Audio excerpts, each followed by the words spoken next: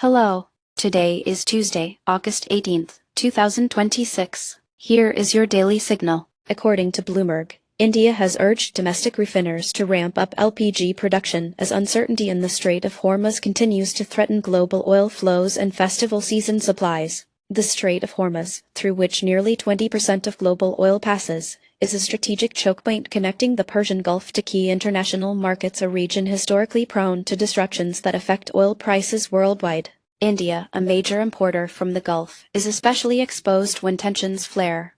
Iranian vessels intercepted 2 tankers near the strait on August 17, intensifying concerns about the security of shipping routes. In response, India approved $1.5 billion for expanding its strategic oil reserves on August 18, safeguarding energy supplies. If hostilities persist, analysts warn crude prices could surge above $100 per barrel, stoking inflation for import-dependent economies. Indian refiners are expected to seek alternatives from Russia, the US, or Brazil for near-term security.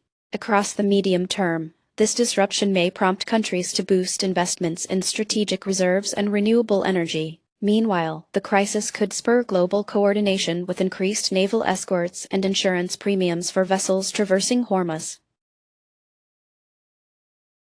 Next, onto the changing military dynamics in the Pacific. As reported by the Associated Press, the United States has redeployed its last aircraft carrier out of the Western Pacific, leaving the region without a key presence as China shows more signs of aggression. The move is part of a broader U.S. strategy to counter Beijing's expanding military influence, especially in disputed areas like the South China Sea and the Taiwan Strait. Years of Chinese naval growth, highlighted by the commissioning of the aircraft carrier Fujian, have prompted repeated U.S. deployments and exercises across the Pacific. On August 17, the USS Ronald Reagan departed Yokosuka for joint drills in the Philippine Sea, while China announced new live-fire exercises off Hainan on August 18. These developments underscore escalating tensions. Near-term, there's a heightened risk of naval incidents between U.S. and Chinese vessels in contested waters, potentially disrupting critical shipping lanes and global supply chains. Medium-term, military redeployments are likely to strengthen defense ties among the U.S., Japan, Australia, and South Korea, driving regional defense spending higher as Southeast Asian countries position themselves amid ongoing rivalry. Turning now to the intersection of fintech and artificial intelligence. TechCrunch reports that Stripe will acquire AI gateway startup OpenRouter in a deal valued at over $7 billion, marking a major move in the rapidly evolving AI API market. Stripe, recognized globally for its payments infrastructure, is set to deepen its integration with digital platforms by leveraging OpenRouter's unified API solution. This convergence reflects surging industry demand for streamlined development tools as tech giants position themselves at the forefront of AI services integration. On August 17, Stripe confirmed the acquisition and detailed plans for seamless integration of leading AI models into its products, according to The Verge. OpenRouter's co-founder Maria Lee assured ongoing support for existing API customers during the transition, the information reported. Short-term, Stripe is expected to broaden its AI-powered offerings and intensify competition among multipurpose API providers. This integration could challenge standalone AI marketplaces and drive faster adoption of payment-enabled AI applications.